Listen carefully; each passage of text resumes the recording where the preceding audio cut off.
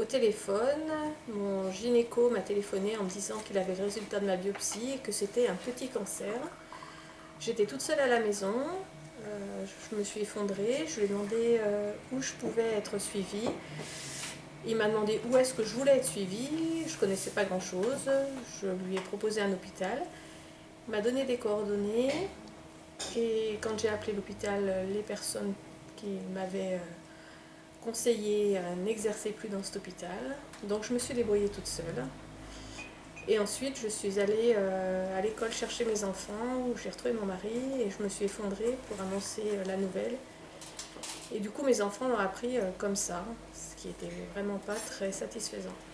Ensuite, j'ai rencontré un oncologue qui, lui, m'a vraiment tout expliqué, m'a fait un petit schéma en m'expliquant que j'en avais pour 1 an et demi de traitement.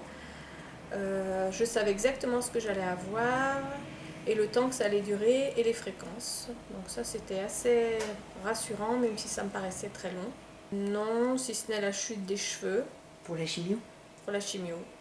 Mais sinon, non, on m'a pas du tout parlé des effets, d'autres effets de la chimio, des effets de la radiothérapie ou des effets de la tumérectomie ou du curage axillaire, on ne m'a rien dit. J'ai 50 ans et au mois d'août dernier, 2014, j'ai fait une mammographie de dépistage du cancer du sein et c'était la première révélation d'un cancer sur le sein droit.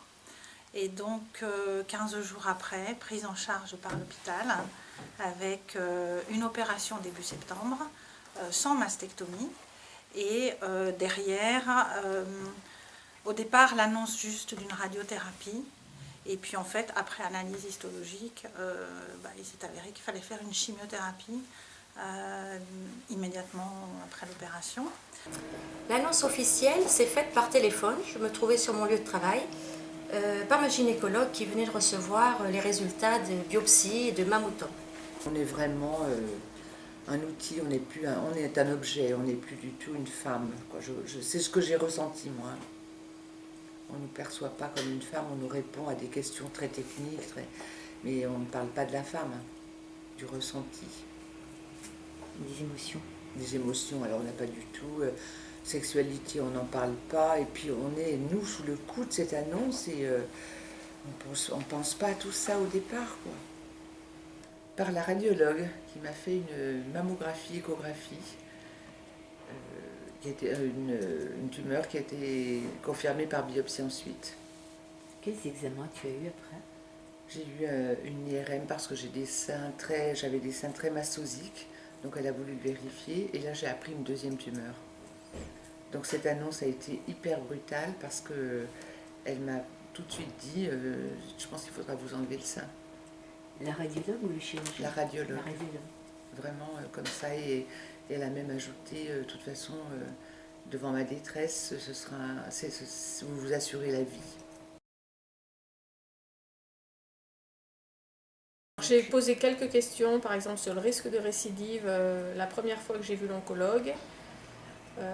Il a été très correct parce qu'en fait c'est mon mari qui a posé la question et il a proposé de ne pas me répondre si ça m'ennuyait moi d'entendre sa réponse. Il ne voulait pas répondre juste à mon mari, mais il voulait que ça nous satisfasse tous les deux. Sinon, peut-être que j'aurais aimé, mais dans un deuxième temps, pas tout de suite, parce qu'on est déjà complètement assommé de tout ce qu'on va avoir, donc pas tout de suite. Et au bout d'1 mois et demi de traitement, je me souviens avoir fait encore, j'ai eu plusieurs infections et je pleurais parce que j'en pouvais plus, qu'il fallait enlever la chambre implantable parce que j'avais encore une infection. Et je crois que c'est la première fois que je me suis effondrée et là il m'a dit, il m'a pris la main, il m'a dit la chimio fonctionne, il n'y a que ça qui compte. Il me dit je sais c'est dur ce que vous êtes en train de vivre et tout ça, il dit mais c'est pas grave, mais la chimio compte, il n'y a que ça qui compte. La chimio fonctionne, il n'y a que ça qui compte. Et là, j'ai vraiment senti que c'était le plus important pour lui et qu'il était surtout très inquiet pour ma vie et qu'il ne me l'avait pas montré avant, en fait. Là où ça s'est compliqué, c'est lors de la deuxième opération, quand j'ai rencontré le chirurgien reconstructeur. Le rendez-vous était très rapide, j'avais 20 minutes pour me décider si avec la mastectomie totale, je reconstruisais dans la foulée et fallait signer une feuille, et, enfin l'accord. Et pour moi, c'était impossible en 20 minutes de me décider. Je ne savais pas ce que c'était des prothèses. J'avais entendu parler de prothèses PIP. C'est la seule chose que je savais.